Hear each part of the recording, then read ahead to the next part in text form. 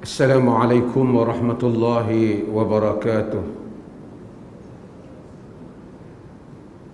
Innal hamdalillah nahmaduhu wa nasta'inuhu wa nastaghfiruh wa na'udzu billahi min shururi anfusina wa min sayyiati a'malina. Man yahdihillahu fala mudilla lahu wa man yudlil fala hadiya lahu.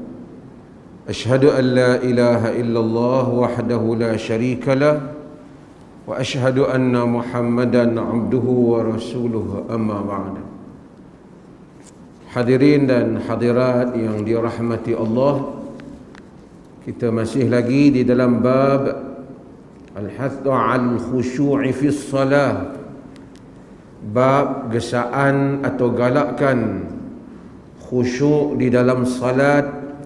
Hadis-hadis daripada kitab Bulughul Maram yang dihimpunkan Al-Hafidh Al-Imam Ibn Hajar Al-Asqalani daripada hadis-hadis hukum. Wa anhu, daripadanya, yakni daripada Anas. Kenapa dia kata wa anhu saja? Kerana hadis sebelum ni daripada Anas, maka difahami hadis itu daripada hadis Anas, yakni Anas bin Malik yang merupakan khadim Nabi sallallahu alaihi wasallam yang telah berkhidmat dengan Nabi sallallahu alaihi wasallam selama 10 tahun. Pada usia dia yang 10 tahun, dia khidmat pada Nabi juga sekitar 10 tahun pada zaman Madinah, seperti mana yang telah kita sebut dahulu. Ibunya Ummu Sulaim membawanya kepada Nabi sallallahu alaihi wasallam, dan Anas telah berkhidmat pada Nabi sehingga di dalam peperangan, walaupun Anas tidak menyertainya kerana masih kecil, tapi dia berkhidmat kepada Nabi, menolong hal-hal keperluan Nabi sallallahu alaihi wasallam.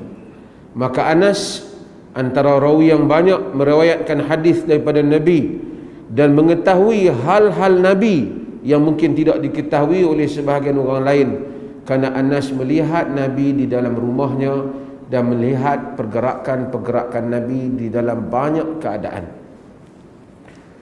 Anas kata, qala kana qiramun li A'ashata satarat bihi janiba baitiha فقال لها النبي صلى الله عليه وسلم أميطي عنا قرامك هذا فإنه لا تزال تصاوره تعرض لي في صلاتي. Hadis ini diriwayatkan oleh Al-Imam Al-Bukhari. Wa rawahu Al-Bukhari, yani hadis ini riwayat Bukhari, wattafaqa ala hadithiha في قصة أنبجانية أبي جهم وفيه فإنها ألهتني عن صلاتي. Ini riwayat Bukhari dan Muslim. Daripada Anas, Anas kata kana qiramun, adalah qiram.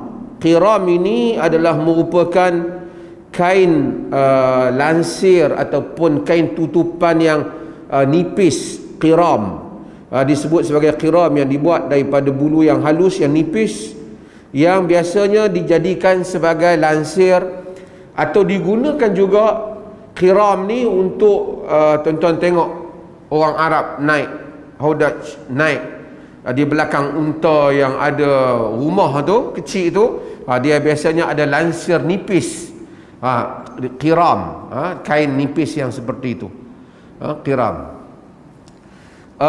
Dia kata kana qiramun li'ashata satarat bihi janibi baitiha. Ada qiram untuk daripada yang milik A'ashah. A'ashata ni belajar kuih.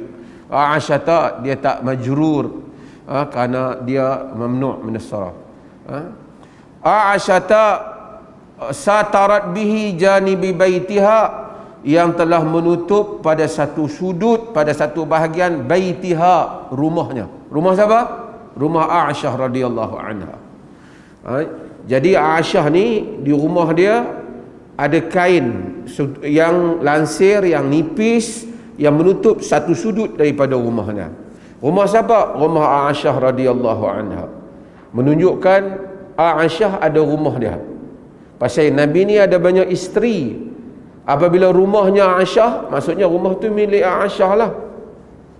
Dan ini menjadikan salah satu dalil bahawasanya mereka yang mempunyai isteri yang lebih daripada satu, hendaklah menyediakan bagi setiap isteri itu rumah dia.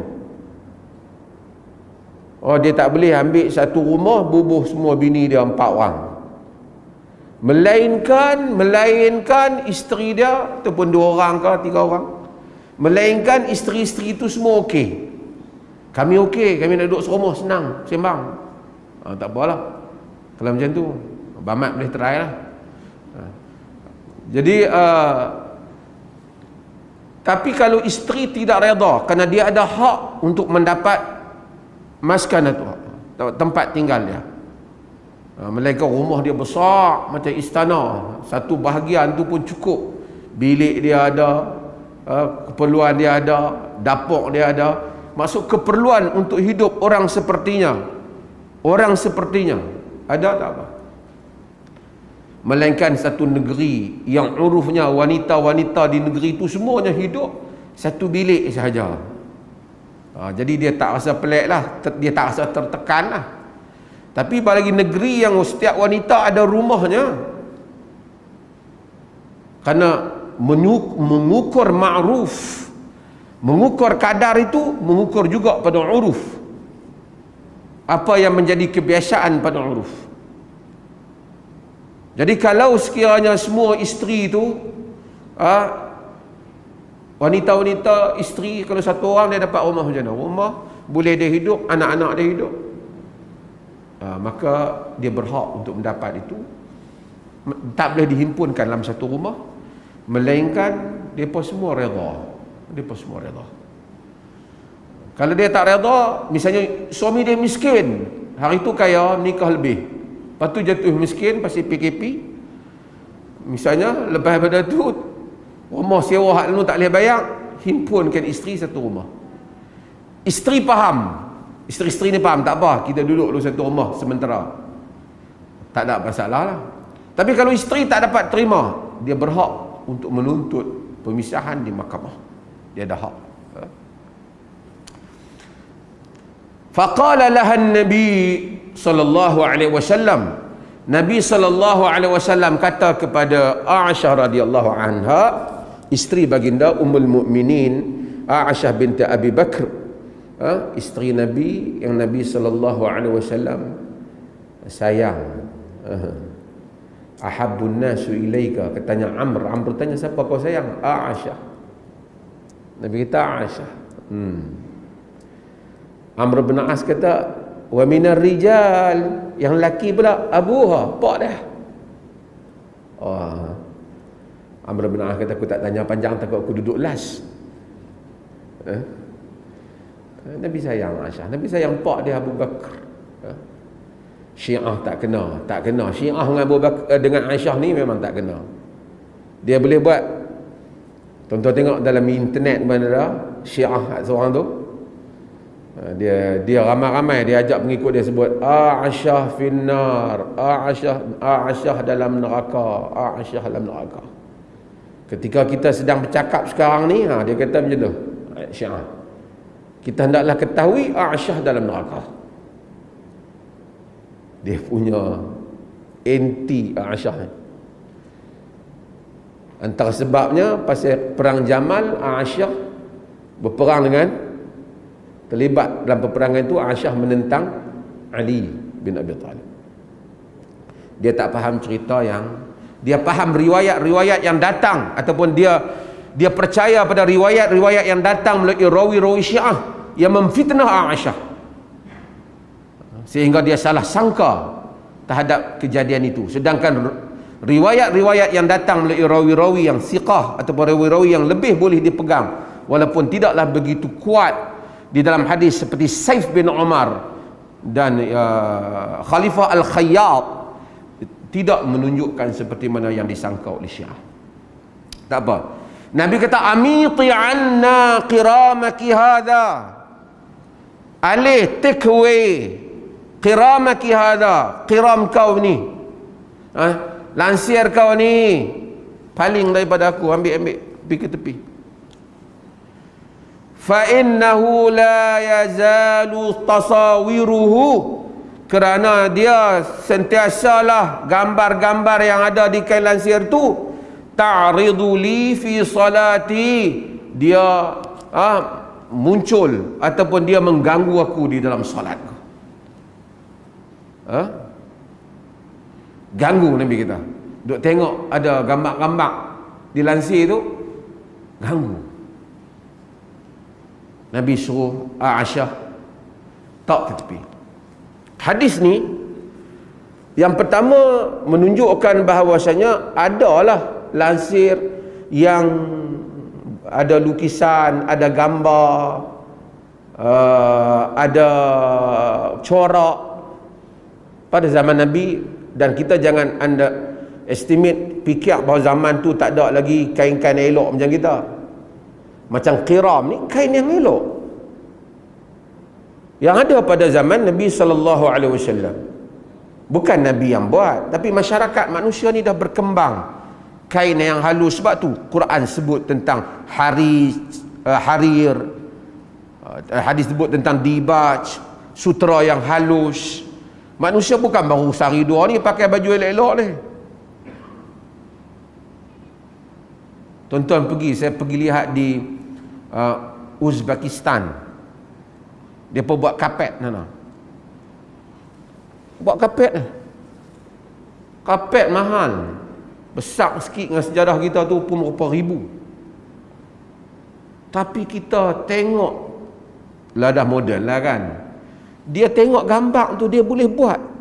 Dia susun tu, dia duduk dalam gambaran kepala dia, boleh jadi corak yang cantik. Dia duduk tengok ya. Lepas tu dia susun daripada melalui benang-benang tu. Kapet kuat. Zaman dulu tak tahu macam mana. Zaman lah dia ambil handphone, berbual satu lagu dalam telinga dia buat budak-budak muda kan. Itu bukan pakai mesin moden ni. Pakai tangan, pakai dia macam dulu sistem dia. Sebab manusia dah ada kain-kain tenun yang macam itu sejak zaman dahulu. Di rumah Nabi SAW ada Aisyah. Nabi SAW suruh Aisyah ubah kerana ganggu Nabi dalam solat. Nabi tak kata haram ataupun larang, tapi Nabi menjaga kekhusyukan salat.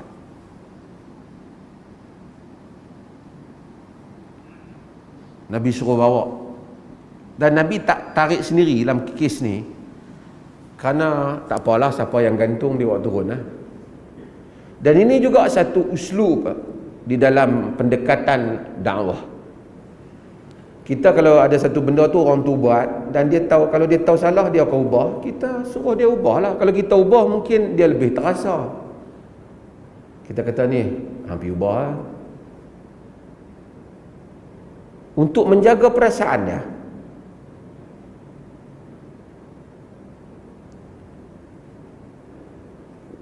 Warawahul Bukhari, dan diriwayatkan oleh Bukhari, wattafaqa ala hadithiha, dan sepakat atas hadisnya, fi qissatin an bijaniyah Abi Jaham, kisah an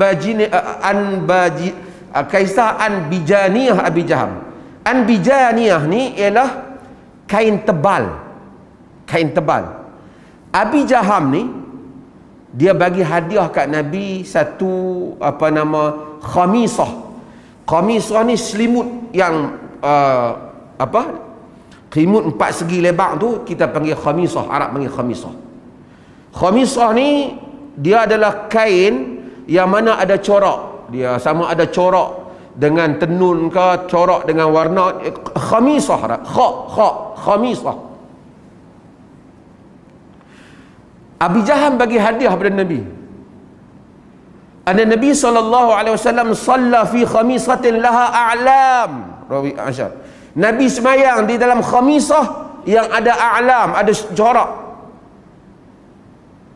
fa nazara ila a'lamiha nazratan. Lepas tu Nabi duk tengok selimut tu dalam semayang. Nabi tengok selimut tu.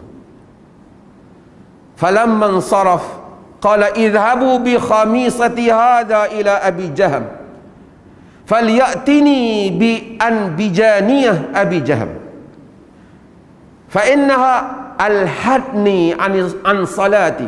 Nabi lepas semayang, Nabi kata ni, Nabi buka Nabi kata ni, khamisah tu Abu Jaham yang bagi hadiah kat Nabi. Abu Jaham ni nama dia Amir bin Huzaifah Al-Qurashi. Dia bagi hadiah kat Nabi. Jadi lepas Nabi semayang, duduk semayang, Nabi tengok tu dia punya corak dia tu. Lepas Nabi semayang, Nabi cabut khamisah tu. Nabi kata ni, pergi hantar balik kat Abi Jaham. Pasal Abu Jaham yang bagi hadiah, suruh dia wak mari anbijaniyah, wak mari kain tebal yang tak ada corak. Sebab apa Nabi buat macam tu? Sebab kalau Nabi pergi hantar saja kat Abu Jaham, Abu Jaham memang niat dia nak bagi kat Nabi, tiba-tiba dia bagi hadiah, Nabi kata ni hadiah hang Nabi hantar balik, kecil lah hati dia. Jadi bukan Nabi nak minta ganti hadiah. Nabi kata pergi bagi yang ni kat dia, suruh dia buat main yang lain. Maksudnya Nabi terima hadiah dia, cuma Nabi tak mau pakai hak dia bagi tu sebab ganggu Nabi dalam solat. Ganggu Nabi SAW dalam solat. Hadis ni tuan-tuan, Nabi pertama kita akan tahu bahawasanya Nabi ni insan. Nabi bukan malaikat, bashar. Yang ni sebahagian orang bila dia puja Nabi, dia nak nafikan Nabi ni manusia. Kalau Nabi ni manusia, Nabi ni bukan manusia, kita tak boleh nak ikutlah Nabi. Laqad kana lakum fi Rasulillahi uswatun hasanah. Bagi kamu pada diri Rasulullah itu contoh yang baik. Macam mana nak jadi contoh Nabi? Kalau Nabi itu malaikat, malaikat tak makan, tak minum, tak ada syahwat, tak mengantuk, tak letih, tak sedih. Sebab tu agama-agama yang mengangkat kononnya pengasas-pengasas agama mereka tu dengan martabat Tuhan, ketuhanan ataupun diberi kuasa ketuhanan. Buddha umpamanya, Buddha dia bukan agama, dia bukan God centric, dia human centric. Tapi Buddha tu sendiri dengan kekuatan diri manusia, dengan jampi-jampi dia, dia naik makam dia tu dah macam Tuhan. Nabi Isa, Jesus, pada pahaman orang Kristian, macam anak Tuhan, ada power macam Tuhan.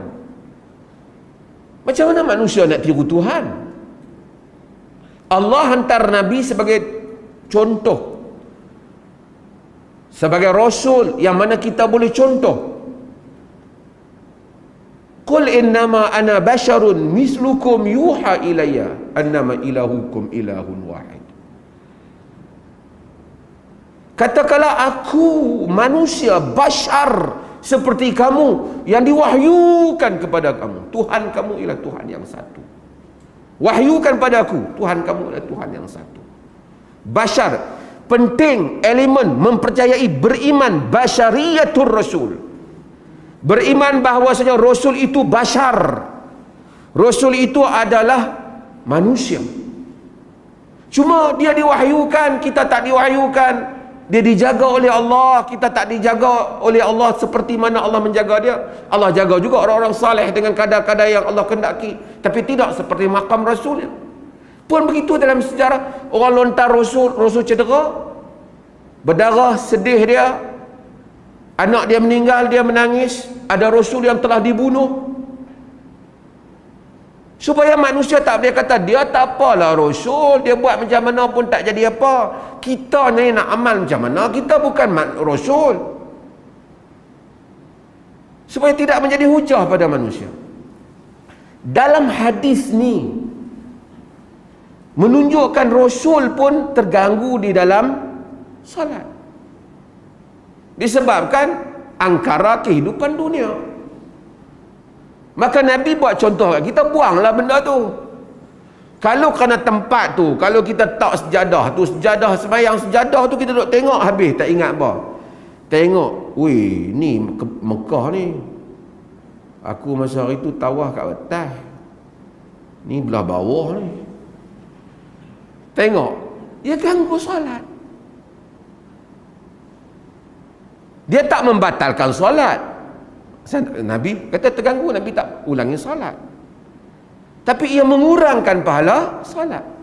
Maka kalau kita boleh reduce apa saja yang mengganggu solat, maka itu digalakkan. Kerana sebab itu kemuncak solat ni adalah khusyuk. Rukun semua orang baca yang sama. Tapi beza semayang si A dengan si B di tepi, kita duduk sebelah kawan kita, duduk sebelah dalam saf, pahala dia mungkin banyak pada pahala kita dalam solat kerana khusyuk dia. Sebab tu kita disuruh solat malam, kerana solat malam tu lebih membawa kita khusyuk. Kerana bukan senang dalam hidup ni berapa banyak solat kita yang betul-betul kita khusyuk pada Allah. Zubaidah, isteri Harun Ar-Rashid, isteri Harun Ar-Rashid, Zubaidah binti Ja'far bin Abi Ja'far Al-Abbashi, Al-Khalifatu Al-Abbashi, Khalifat Al-Abbashi. Pak dia tu Khalifah Abbas, Tok Wan dia kali. Dia kahwin dengan Harun Ar-Rashid. Zubaidah ni dia buat satu jasa besar. Dia buat mata air Zubaidah. Orang nak pergi haji masa zaman tu, tak ada air nak minum, dia korek mata air sehingga jadi mata air Zubaidah. Dia buat elok, membolehkan jamaah haji yang datang minum air. Satu pahala yang besar. Dikatakan, ni bukan hadis. Sagi geng, ni geng-geng nak mimpi ni, saya nak cerita mimpi. Ini dikatakan mimpi ni tuan-tuan, bukan semua kita tolak. Mimpi yang tak membabitkan hukum, khabar gembira, mimpi orang-orang soleh, mimpi yang memberikan pengajaran, mimpi yang memberikan panduan, mimpi-mimpi seperti itu yang tak mendatangkan hukum baru diterima sebagai satu galakan ataupun satu amaran dalam kehidupan. Dikatakan setelah Zubaidah meninggal, orang bermimpi berjumpa dengan Zubaidah. Orang tanya, ma fa'alallahu biki? Allah buat macam mana kat kau? Katanya dalam mimpi itu, Zubaidah kata, ghafarani rabbi, Tuhanku telah ampunkan aku. Lalu ditanya pada dia, li'aini, disebabkan mata air yang kau bina tu kah? Dia kata, al-ain wa mal-ain, mata air, apalah mata air. Tapi walakin li raka'atain wa hafidhuha fi jawfil layali li rabbi lillah. Tetapi disebabkan 2 rakaat di dalam kesunyian malam yang sentiasa aku jaga untuk Allah.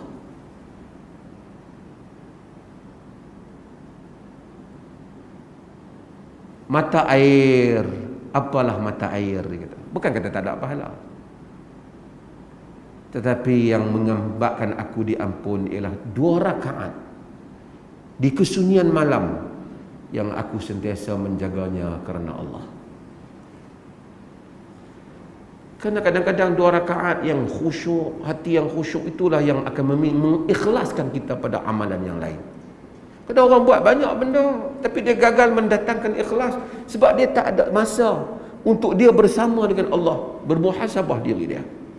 Tapi solat yang khusyuk menyebabkan satu orang ingat Allah, minta balik keampunan, minta supaya diterima amalan. Mungkin orang buat macam-macam tapi tak solat. Dia menampak hebat tapi penyerahan, pemberian dia lillahi ta'ala itu tidak ada. Tak apa, balik pada hadis ni, Nabi SAW untuk menjaga hati Abu Jaham ni, Nabi minta, dia kata Nabi pun minta daripada Abu Jaham supaya Abu Jaham bagi yang lain kepada Nabi, ganti supaya tidak mengganggu Nabi di dalam solat Nabi SAW. Saya nak sentuh satu hal di dalam perkara ini. Yang pertama ialah, kita tengok dalam hadis ni tadi ada beberapa hal. Saya nak sebut lagi beberapa fatwa yang dikeluarkan oleh Dr. Qaradawi dan beberapa tentang masalah gambar ni di rumah ataupun gambar yang ada di rumah kita ke, yang kita buat ke. Kerana ini bab yang ulama khilaf panjang perbahasan ni. Boleh tak boleh ada gambar ni? Haram ke halal? Atau harus? Panjang perbahasan ni. Di rumah Nabi kita tengok Aisyah ada gantung tadi. Tapi ada riwayat yang lain juga. Maksudnya gantung dinding, ada lansir, ada wallpaper. Asalnya tidaklah salah. Tapi kalau orang tu tak mau kerana dia rasa pembaziran, tidak mengapa. Kerana ada dalam hadis Nabi SAW kata, Nabi tengok rumah dia ada dia tutup dinding apa dengan kain elok. Nabi kata, innallaha lam ya'murna an naqsul hijarata wat-tin. Tuhan tak suruh kita balut batu-batu dan tanah. Dan Sayyidina Umar dia cenderung kepada macam penderian yang macam ni. Sebab itu kalau dia tahu rumah gubernur dia yang dinding cantik apa semua, dia pergi koyak dengan tangan dia sekali sendiri. Tapi ada masa ketika Aisyah pun ada juga dinding dia. Bahkan ada riwayat lain, ada lansir rumah Aisyah ada gambar burung. Hidup ni ada apa pilihan? Satu, kita boleh pilih untuk hidup dengan cara yang mewah dan halal. Allah tak larang selagi halal. Ada orang memilih zuhud, dan Nabi sebagai rumah seorang Nabi, dia memilih jalan yang zuhud itu supaya menjadi contoh kepada orang lain. Sebab itu kalau kita tengok dalam imam-imam yang empat, Imam Malik terkenal dengan hidup mewah. Serban mahal, kasut pun banyak pasang, ratus pasang, baju mahal, cantik orang tengok pakaian Imam Malik. Muhammad Hasan Al-Syaibani juga mewah. Dia pula muftilah qadi qudra Baghdad, kerajaan. Tapi kalau kita tengok Imam Ahmad, hidup dia zuhud, khusyuk. Kasut di kaki dia 17 tahun tak bersalin. Kesemuanya jalan, setiap orang boleh pilih. Ada orang nak pilih khusyuk, itu lebih baik untuk dia nak jaga diri. Macam baju kita juga. Kita pakai kot pun boleh, kita pakai baju Melayu sampin pun boleh. Tapi kalau kita rasa dengan pakai baju putih, pakai jubah, letak lebay, mai pakai kain plekat dengan rendah diri, lebih khusyuk dalam solat, maka kita pilihlah jalan itu. Bukan kata hampa ni pakai baju jubah-jubah ni tak pakai baju warna-warna mayang tak khusyuk, tak boleh tau. Dan Nabi tak larang. Tapi seseorang mengetahui kadar diri dia dan apa yang dia pilih, dan tentu bagi orang yang pilih yang lebih, mendapat pahala yang lebih. Dia pilih lebih khusyuk, dia mendapat pahala yang lebih. Sebab tu kita tak payah balah benda ni. Kalau kita tengok setengah orang tu, dia jenis semua pakai satu pakaian, lusuh je dia pakai, pilihan dia. Selagi dia tak kata hampa pakai haram, tak apa, pilihan dia. Dia rasa dengan dia pakai kain plekat, mai tak pakai, dia rasa hati dia lebih terjaga, perasaan dia lebih khusyuk pada Allah, pilihan dia. Pilihan dia. Dan tidak juga menunjukkan orang hak pakai cantik tu yang tu semua hati keras tu. Tak juga begitu. Ada sahabat yang pakai cantik. Okey. hadis-hadis menceritakan tentang patung-patung ni banyak. Bahkan dalam Al-Quran Allah cerita juga tentang jin yang bekerja untuk Nabi Sulaiman, ya'maluna lahu ma yasha'u minal maharib wa tamathil wa jifan. Jin-jin yang buat kerja untuk Nabi Sulaiman, buat patung-patung untuk Nabi Sulaiman. Pada zaman itu dibolehkan. Kemudian ada hadis-hadis yang kita tengok Nabi SAW bagi amaran keras kepada orang-orang yang buat patung-patung ni. Nabi kata, inna asyaddan nas azaban indallah al-musawwirun. Sedahsyat-dahsyat orang azab di sisi Allah, paling dahsyat ni azab al-musawwirun, yang buat. Musawwirun ni asal taswiri, yang buat gambar dalam bahasa Melayu lah, dalam bahasa literal lah. Tapi musawwirun pada pahaman para ulama dahulu atau zaman Nabi, musawwirun ialah yang buat patung tu, yang ukir patung tu. Jadi para ulama bincang tentang ukir patung ni. Sekarang mungkin kita tak ada masalah, mesin tu buat gambar kan. Tapi sekarang mesin pun samalah, siapa yang tak mengendalikan mesin. Mesin dulu ada orang memang kerja dia buat patung burung, perhiasan. Zaman sekarang kan, dulu kan banyak perhiasan macam sekarang. Itu perniagaan mereka. Ada beberapa keadaan. Pertama, patung ke lukisan ke patung-patung yang dibuat untuk dibesarkan, li ta'zim, kata Dr. Qaradawi, ini adalah haram. Buat gambar pemimpin letak untuk diagung-agungkan, yang ni haram. Yang ni semua sepakat kalau itu adalah haram. Dan ini yang berlaku pada umat dahulu. Hatta kalau dia buat gambar tok guru pun, tok syekh pun haram juga. Bahkan itu lebih dahsyat lagi, menyebabkan orang duk pergi hormat patung tok guru tu. Saya pernah ke Iran, ke rumah Khomeini. Ada gambar Khomeini. Ada, tak tahulah, mungkin orang tak suruh, kita tak mahu nak tuduh semua, tapi ada orang perempuan 2-3 orang masuk, dia sujud ke gambar.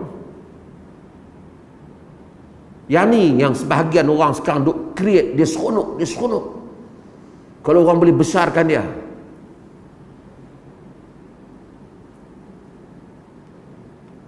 Ummu Salamah, dia pergi hijrah ke Habasyah, ke Abyssinia. Jadi bila Nabi tanya dia, Ummu Habibah juga pergi ke sana. Nabi tanya dia, Pak, sebut apa yang Nabi sembang dia, dia kata, kami tengok di sana, tuan-tuan kena tahu Mekah ni dia bukan tempat Kristian. Jadi pengalaman baru bila dia pergi sana, tengok gereja-gereja pasal Abyssinia ataupun Habasyah ni, Ethiopia ni. Masa tu Ethiopia sekarang kita tengok miskin, tapi dulu ada kerajaan yang kuat. Orang pergi ke sana, ada perniagaan, perdagangan. Depa masuk ke gereja, depa tengok gambar-gambar yang cantik diukir dalam gereja. Gereja tu nama Mary.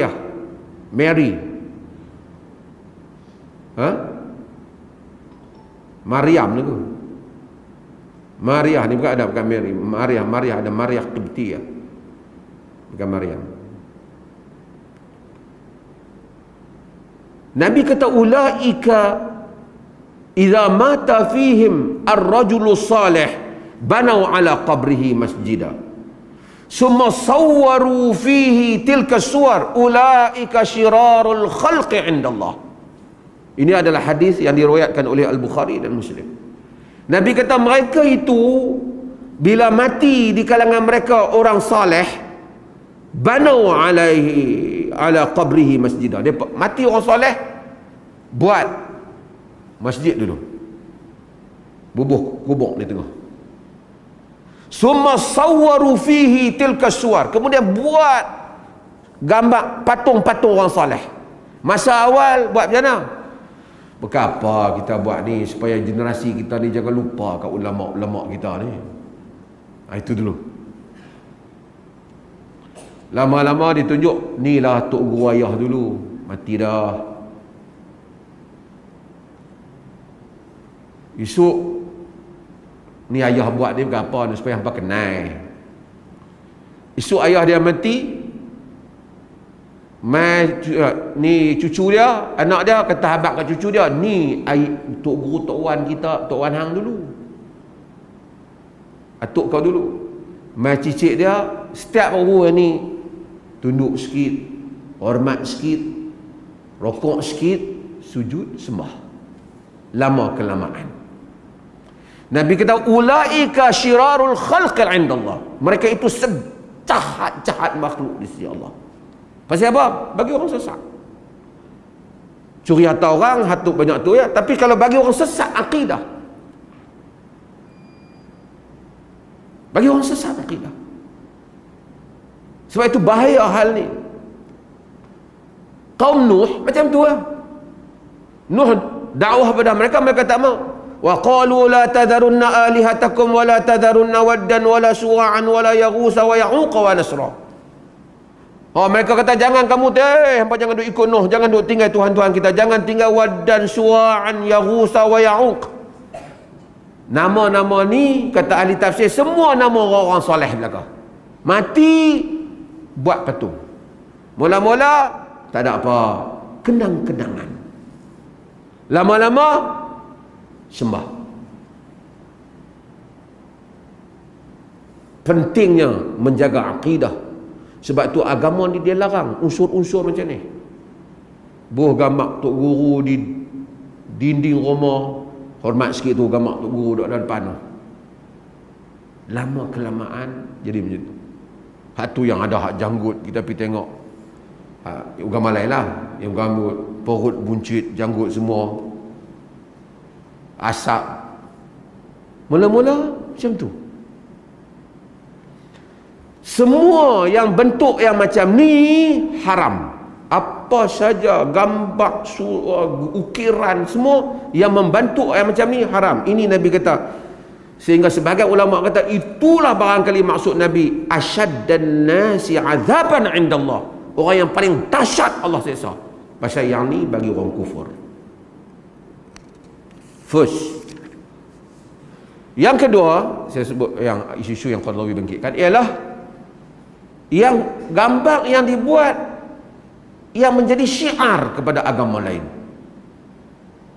Patung-patung salib umpamanya. Sebab tu Nabi SAW dalam hadis Imam Bukhari daripada Aisyah juga, dia kata anna Nabi SAW lam yakun yatruk fi baiti ay syai'in fi tasalib illa naqadahu. Nabi tak tinggal di rumah dia apa saja yang membentuk salib, Nabi buang.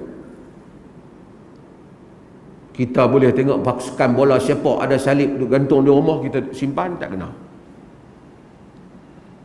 Dia kata tak ada tu aku tak.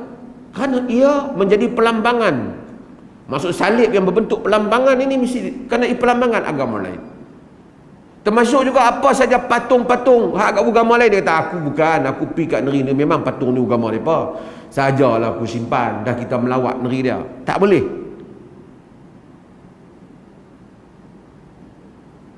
Memiliki, menyimpan, mengadakan, membuat, ini termasuk di dalam yang Nabi SAW sebut.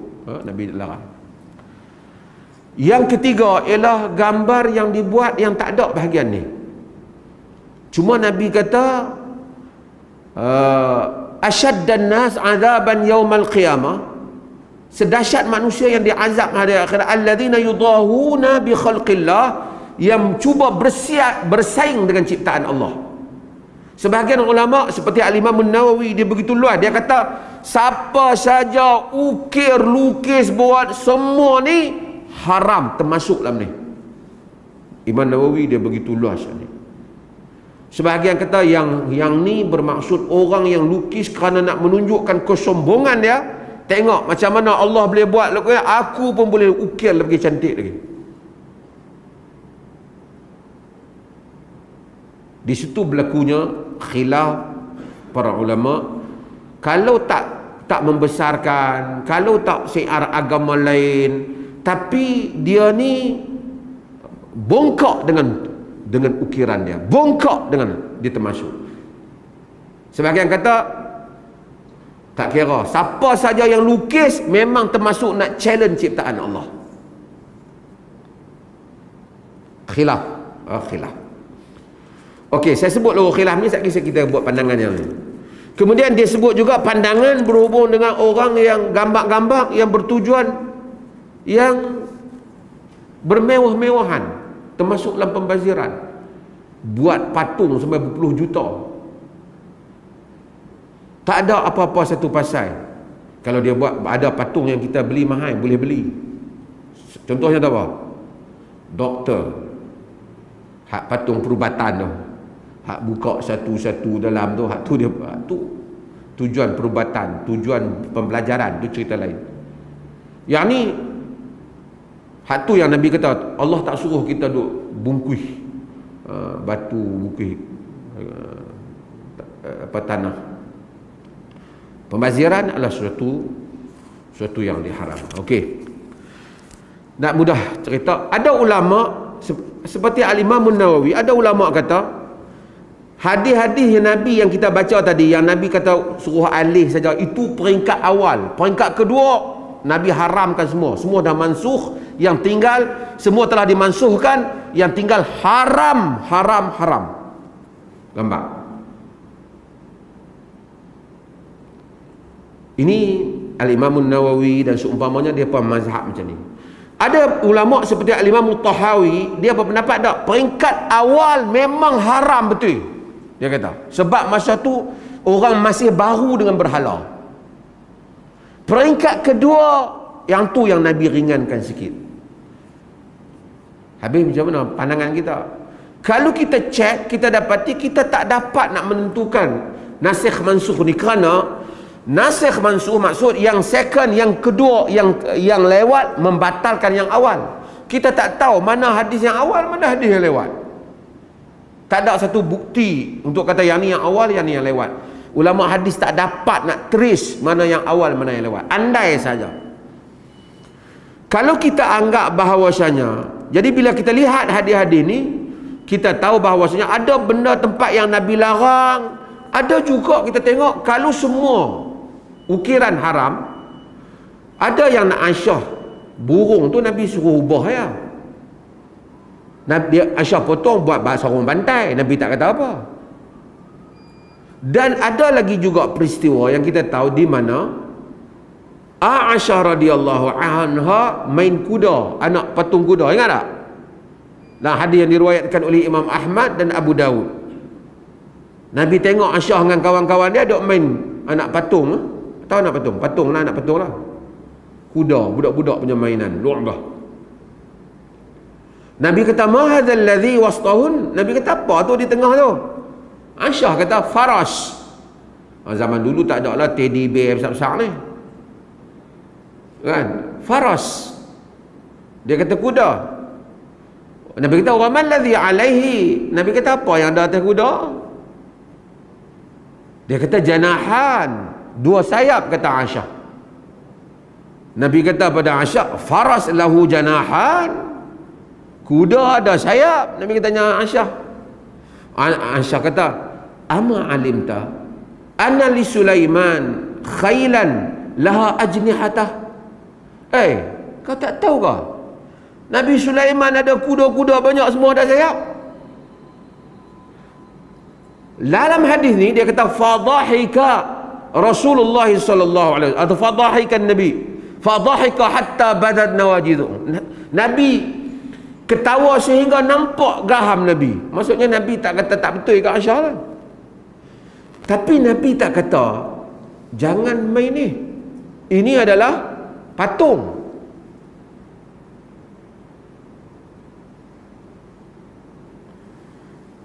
Menyebabkan ulama khilaf. Mereka khilaf panjang dalam hal ni. Di kalangan mereka ada yang mengharamkan mutlak patung, lukisan yang berbentuk yang makhluk yang ada ruh, semua haram. Kalau nak buat pokok, bangunan, batu, air sungai, tak apa. Binatang tak boleh. Ini termasuk juga mazhab Al-Imam Nawawi. Kalau buat juga kita tak kira benda tu dihormati ke tak dihormati ke, semua tak boleh. Ada yang hanya mengkhususkan kepada yang berjisim, yakni yang berukir, yang berbentuk patung, bukan yang lukis. Dia kata taswir pada zaman Nabi itu bukan maksud lukis. Taswir yang dimaksudkan itu ukiran patung, itu maksudnya. Ukiran patung pula khilaf di kalangan ulama. Ada yang menyatakan yang dengan kalau nak membesarkan tadi syiar agama lain, kalau sampai kepada pembaziran, kalau sampai mencabar Tuhan, yang tu yang haram. Jika tidak, dia tidak diharamkan. Okey. Dah panjang cerita ni, saya pergi kepada fatwa Negeri Perlis. Apa dia kesimpulan kita fatwa? Saya baca fatwa lah. Kita bersidang dalam fatwa kes ni, bincang panjang pada tahun 14 Disember 2020. Saya baca pasal tuan-tuan orang Perlis ni. Hak luar orang Perlis pun boleh juga untuk dia mendengar fatwa Negeri Perlis ni. Fatwa ni macam ni. Fatwa ni pandangan agama. Kalau satu dia duduk di negeri mana pun, dia boleh amal pandangan agama tu kalau dia yakin itu kuat. Orang dia tak ada ni hang duduk negeri lain kena tak boleh tahu pandangan agama tu negeri lain. Tak boleh, dia tak ada macam tu. Ulama dulu tak ada fatwa rasmi tak rasmi. Ulama yang keluarkan pandangan hukum dengan alasan-alasan hujah, dia nama fatwa lah. Cuma dalam konteks kita ni dia sebut fatwa tu hak rasmi, tapi tidak mesti ada fatwa ulama-ulama. Fatwa Ibn Taymiyah dia bukan mufti rasmi. Ibn Utsaimin fatwa lah, pandangan hukum. Cuma hak rasmi hasil perbincangan kita putuskan seperti berikut: membuat atau menggunakan apa-apa patung untuk dipuja, dimulia, dihormati atau diagungkan adalah haram di sisi syarak. Ia boleh membawa kepada syirik, maka Muslim dilarang untuk membuatnya, menggunakannya atau menyimpan patung yang mempunyai unsur tersebut. Jadi yang ni tak boleh. Siapa ada patung dia pineri apa ke, dia bawa balik patung simpanan almari ke apa, semua haram. Termasuk dalam dosa besar. Dia kata tak, kita bukan percaya, sahaja simpan kenang-kenangan. Tak boleh. Kedua, adapun membuat atau menggunakan apa-apa bentuk patung yang tidak mempunyai unsur-unsur dipuja, dimuliakan, dihormati atau diagungkan, sebaliknya untuk urusan kehidupan, untuk urusan keduniaan seperti permainan tadi yang budak main, pendidikan di sekolah, dia buat nak bagi perubatan, siasatan jenayah, dia kena buat patung tu nak tunjuk kok mana, contoh orang nak sebat ke, tang mana dia ketikam ke, dia buat patung. Dan apa saja yang tidak mempunyai unsur-unsur pemujaan adalah dibolehkan. Walau bagaimanapun seorang Muslim yang terlibat membuat, menyimpan atau menggunakan patung dengan tujuan yang disebutkan tadi, hendaklah berhati-hati agar tidak terbabit dengan unsur-unsur yang boleh membawa kepada syirik, yakni memuja, mengagung, menghormati dan memuliakannya. Ini termasuklah simpan gambar pemain bola sepak, patung pemain bola sepak pujaan kita, tu unsur-unsur mengagungkan. Hatta gambar tok guru kita, jangan main tuan-tuan. Donald Trump pun ada orang buat dia jadi patung Tuhan. Maradona ada negeri sembah Maradona, bukan negeri lah, ada kumpulan yang sembah Maradona di Argentina. Manusia bukan boleh. Saya pergi ke India miskin dululah, kot 2-3 hari ni dah kaya tak tahulah, dulu nak cerita naik bas seluar pun tak apa nak ada. Tapi tu kata pemujaan cult, dia memandulkan akal. Lalu kok sungai, duit dah tak ada nak minum, baling duit dalam sungai, pasal nak ambil berkat sungai tu, jadi kaya. Apa saja yang boleh mereka sembah, mereka sembah. Tuhan berjuta-juta di negeri dia. Betul. Ada orang nak nafi apa, memang baca, pergi tengok dalam rencana. Sebab tu kerana bermula membesarkan agama larang. Ketiga, Ada tiga item dalam fatwa kita. Oleh kerana dalam kalangan fuqaha ada yang mengharamkan membuat patung manusia dan haiwan secara mutlak, sekalipun bukan dengan tujuan dipuja, diagung, dihormati dan dimuliakan, maka jika seseorang mampu mengelakkan diri dari terlibat dalam pembikinan dan penggunaan patung haiwan atau manusia, itu adalah sesuatu yang lebih afdal. Kita ni, agama ni, kita Islam ni, dia iconoclast, dia anti patung. Sebab tu kita orang Islam, rumah kita orang Islam, kita tak simpan patung-patung. Oh, patung tu, patung ni, itu bukan secocok dengan tabiat agama yang kita anut. Allah masuk order. Azan. Tuan-tuan, perbahasan kita ialah, walaupun kita dah tahu zaman sekarang dah tak timbul dah isu, dahulu timbul tentang fotografi, foto ni termasuk hak Nabi kata ke apa tu tak. Sekarang ni, orang dulu orang nak ada kamera bukan senang, tangkap kamera pakai kodak kan, tangkap 25 habis, dia tak boleh jangan habis kodak aku kata. Pada kodak tu nama syarikat. Jadi ulama-ulama masa peringkat tu, di kalangan mereka ada yang mengharamkan. Termasuklah kebanyakan ulama-ulama Saudi mengharamkan. Dulu kalau siapa masuk bawa kamera, masuk dalam masjid, tangkap, dia lah rampas kamera tu, sama ada dia rampas ataupun disuruh kita buat keluar balik gambar. Kodak lah dia filem di belakang. Atas sebab lah, mungkin sebab keselamatan ke atau saya masih ingat ini pandangan mereka. Hatta Syekh Abdul Aziz Abdullah bin Baz rahimahullah mengharamkan gambar kamera.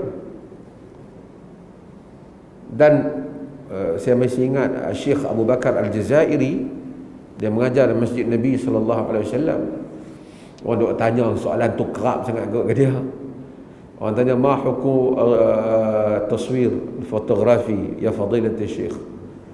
Dia berkata, innahu haramun summa haram. Dia adalah haram dan haram. Tak nak jawab lah, maksud macam tu lah, haram.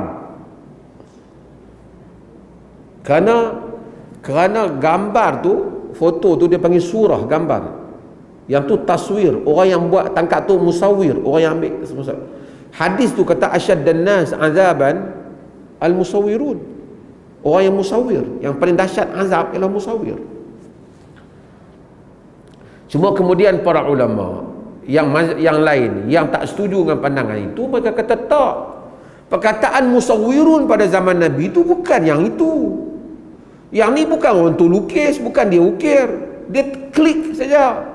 Itu adalah gambaran yang sebenar orang yang masuk di filem. Sekarang bukan filem masuk di sinilah, dalam kita punya ni. Sama seperti kita berdiri di depan cermin, menyebabkan gambar kita ada di depan cermin. Adakah berarti kita telah termasuk dalam musawir tu? Lalu baku bangkangan. Dan itu bukan maksud perkataan musawir pada zaman Nabi. Maksud dia lain, ukiran. Maka dengan itu, masa tu yang balik pada Saudi, banyak pandangan. Ulama-ulama India pun banyak, walaupun bukan Saudi, di benua India pun pegang haram juga.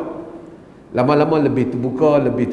Hingga Syekh Muhammad Saleh Ibn Utsaimin, dia mengkibar ulama Saudi, pada akhir-akhir hayat dia kata, kalau kita sign, kemudian kita putus state, yang tu orang tak kata sign putus state. Jadi kalau gambar yang ada ni kita ambil, ini adalah ciptaan Allah, bukan gambar kita. Hanya dia refleks saja. Akhirnya fatwa tu lebih terbuka. Dan sekarang ni tidak timbul dah lah boleh ambil gambar. Walaupun ada lagi, kalau kita tengok orang tua lama-lama masih lagi tak. Dulu saya apabila pergi Kembara, jumpa ulama-ulama di dunia-dunia lain, ramai di kalangan mereka tak benarkan ambil gambar. Lebih tu tak boleh, jangan ambil. Bahkan di kalangan ulama-ulama yang kita pergi itu, dia akan kata, kalau hang nak ambil, kalau hang tak tanya tadi, hang dah boleh ambil gambar. Tapi kalau hang tanya aku akan bagi fatwa di tempat kami bahawa ia haram. Kalau hang tak tanya, jadi mazhab hang tadi, hang ambil, hang senyap-senyap je lah. Silapnya hang tanya. Sebahagian mereka. Tapi sekarang isu ni tak timbul dah. Masyaikh semua dah ada handphone, mereka pun pakai ambil gambar jugalah. Wallahu ta'ala alam. Okay. Saya jawab soalan. Bagaimana dengan tentang Tugu Pahlawan? Adakah ia merupakan patung? Tugu Pahlawan, jika sekiranya asalnya dia patung untuk mengenangkan kebesaran, asalnya patut tak boleh dibina. Bahkan dahulu, alhamdulillah sekarang tak buat dah. Dan orang yang paling hebat sekali yang telah membangkang untuk tak supaya tidak dibuat apa upacara di Tugu Pahlawan ialah Duli Yang Maha Mulia Raja Perlis ketika menjadi Yang Pertuan Agong. Sehingga Tuanku pernah cerita pada saya, Tuanku kata, kalau nak kena buat juga, saya akan balik ke Perlis, saya tak akan jadi agung. Saya tak akan jadi agung kerana nak buat benda-benda yang syirik. Masa tu dipujuk oleh Perdana Menteri masa tu, tuan-tuan tahu siapa dia? Kata ini upacara tiap-tiap tahun askar letak kalungan. Apa beza letak kalungan tu dengan letak di Tugu, di Pongsu, tunggu dah. Yang orang yang pergi sembah Pongsu tu. Kalau saya kena buat, saya rela untuk balik ke Perlis tak jadi agung. Saya tak mau melakukan benda syirik kerana nak jadi Yang Pertuan Agong. Maka tak dibuat. Tak dibuat. Dan alhamdulillah tengok sampai hari demi hari pun orang dah tak buat. Tapi kalau orang duk pi cabut topi kau hormat, itu ada unsur membesarkan patung. Asal patung tu tak dibuat, tapi dah buat dah, depa tak tumbangkan, itu sebenarnya ada unsur membesarkan patung. Kita orang Islam bersih daripada hal tu. Kita agama yang anti. Sebab tu bila orang tak faham hal ni, dia pergi pada agama ni, cerita apa? Cerita-cerita khurafat lah, cerita-cerita apalah, wali terbang lah. Dia lupa asal agama itu ialah akidah anti syirik. Cerita orang boleh ajaib, boleh lompat tinggi lah, apalah, terjun ayak, tak. Ini cerita ni semua negeri ada. Apa yang Nabi bawa pada Quraisy, pada manusia? Nabi bawa supaya la ilaha illallah. Bukan Nabi bawa ilahuna Allah, Tuhan kami adalah Allah. Quraisy pun kata Allah, wallahi, sembah Allah. Nabi bawa la ilaha illallah. Tidak ada ilah, tidak ada yang diabdikan diri melainkan Allah. Ilah yang sebenar hanyalah Allah. Yang diabdikan diri, yang dipohon pertolongan, yang kita doa padanya hanyalah Allah. Akidah Islam, Islam adalah agama tauhid, anti syirik. Kalau nak Islam sekadar saja nak boleh pakai jubah, kemudian tak apa, panggil kubur tu, pi minta kat kubur wali ni, wali pun minta kat Allah juga, dia kata, walaupun dia dah mati, tak ada apa. Maka orang boleh panggil, oh Jesus help me, wahai Jesus tolong saya. Boleh je lah, sebab Jesus tu lagi hebat lagi. Jesus tu Nabi.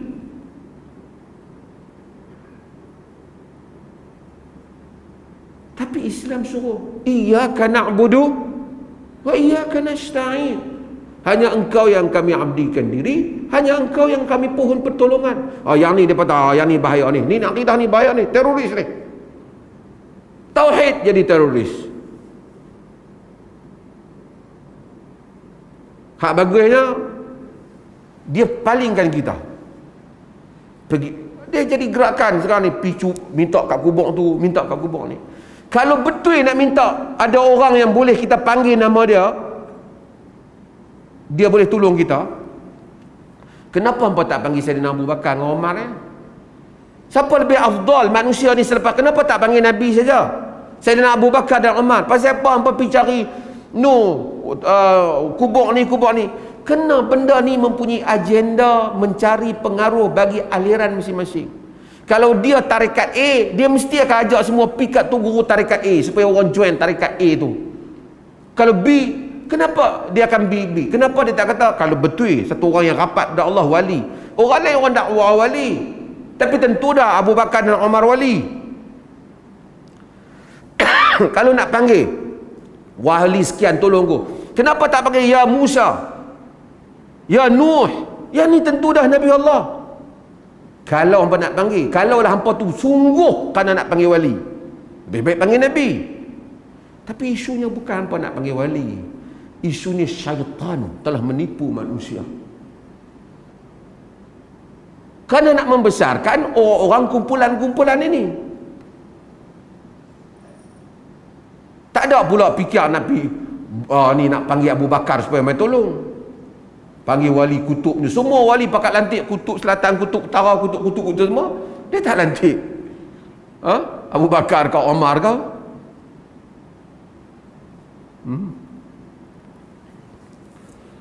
Allah Allah. Saya ni soalan ni kawan ni tulis minggu lepas. Tak saat saya tengok macam nak boleh baca. Tulisan macam Sanskrit, tetapi dia macam juga tulisan Hebrew ke apa.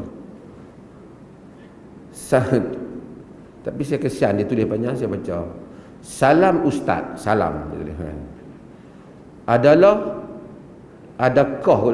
Adakah takut Allah akan azab kita atas dosa dan lalai kita satu bentuk